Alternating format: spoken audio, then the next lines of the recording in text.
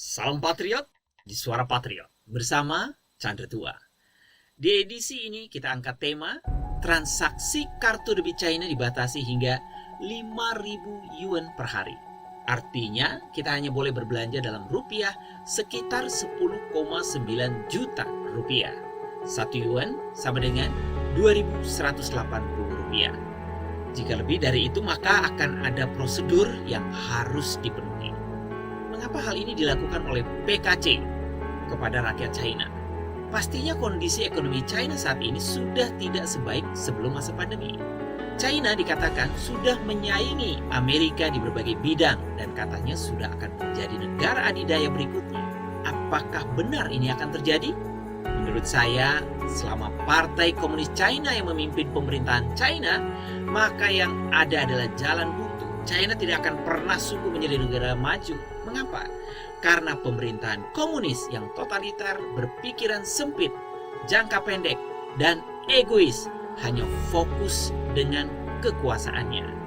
Rakyat Tiongkok saat ini tengah menjadi budak dan tersandera oleh PKC. Dan kebijakan transaksi kartu debit China yang dibatasi hingga 5.000 yuan per hari ini adalah salah satunya. Saat ini banyak orang-orang merasa frustasi karena mereka bisa menghasilkan uang tetapi tidak bisa membelanjakannya.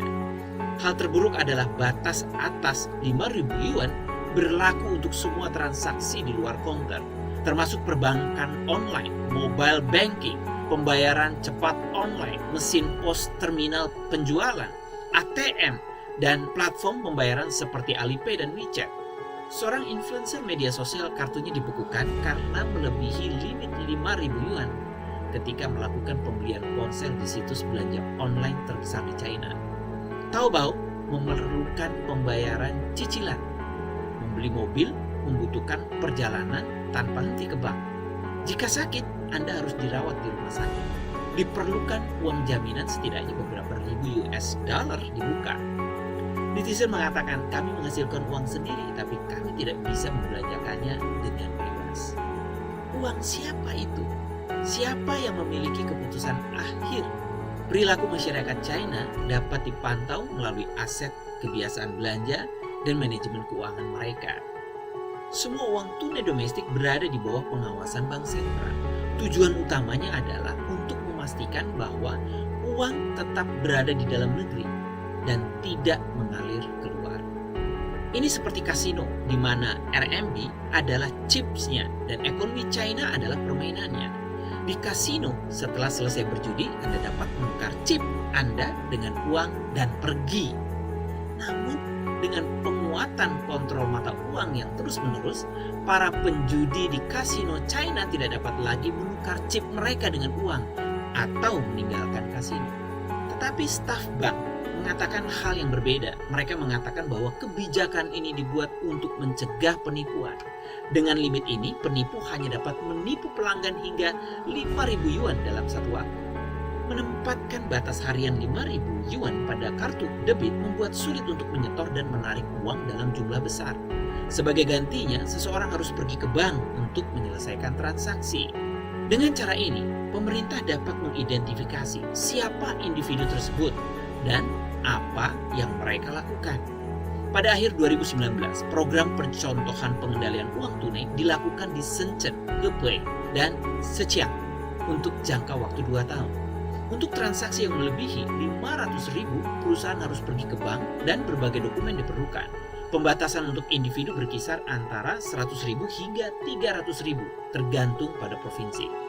Pada musim panas 2020, Bank Sentral merilis surat edaran untuk menguji coba penerapan kontrol uang tunai dalam jumlah besar secara nasional selama 2 tahun.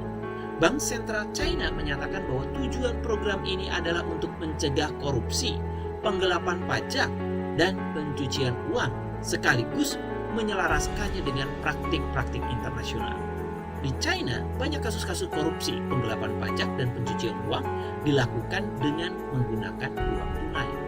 Apa maksud sebenarnya dibalik dikeluarkannya kebijakan ini?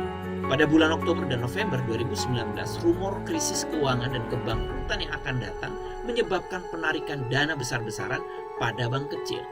Dengan ekonomi China yang melambat ke level terendah dalam 30 tahun terakhir, banyak perusahaan yang meminjam dari bank tidak dapat membayar kembali pinjaman mereka karena kinerja yang buruk atau menurunnya laba yang mengakibatkan tingginya jumlah kredit macet.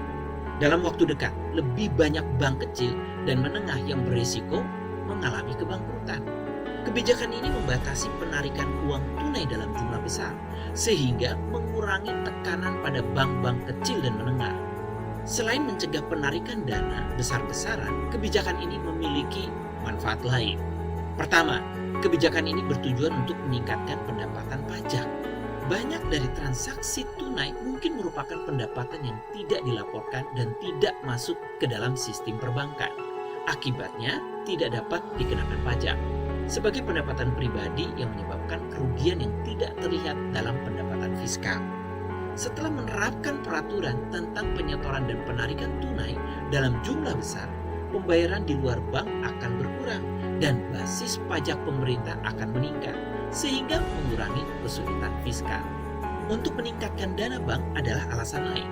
Memaksakan lebih banyak transaksi ke dalam sistem perbankan memungkinkan bank meminjamkan lebih banyak uang, menghasilkan keuntungan, dan memberikan pinjaman kepada pemerintah untuk infrastruktur dan obligasi lokal. Hal ini menguntungkan bank dan pemerintah mencapai dua tujuan sekaligus. Memegang kendali ekonomi atas individu juga merupakan salah satu tujuan kebijakan Partai Komunis China. Jika seseorang melakukan sesuatu yang tidak disetujui oleh pemerintah, atau jika pemerintah ingin menyingkirkan seseorang, uang mereka dapat dibekukan, membuat mereka tidak punya pilihan selain menyerahkannya. Selain itu, kebijakan kontrol uang tunai ini dapat mencegah individu-individu kaya menarik uang tunai dan mentransfernya ke luar negeri melalui bank-bank bawah tanah, sehingga mencegah pelarian modal. Mulai tanggal 1 Maret 2022, penyetoran dan penarikan uang tunai di atas 50.000 yuan akan ditinjau secara nasional.